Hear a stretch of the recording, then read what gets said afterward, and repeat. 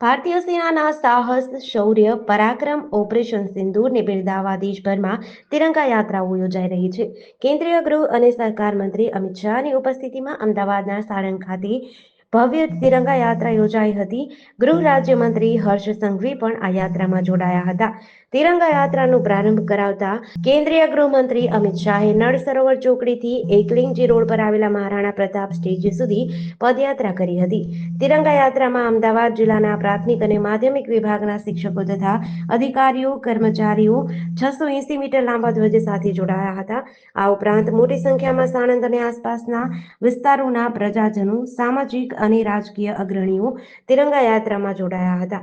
તિરંગા યાત્રામાં સાણંદના ધારાસભ્ય કનુભાઈ પટેલ, દસક્રોઈના ધારાસભ્ય બાબુભાઈ પટેલ, ધોળકાના ધારાસભ્ય કિરીટસિંહ ડાભી, ધંધુકાના ધારાસભ્ય કાળુભાઈ ડાભી, જિલ્લા પંચાયતના પ્રમુખ કંચનબા વાઘેલા વગેરે ઉપસ્થિત રહ્યા હતા.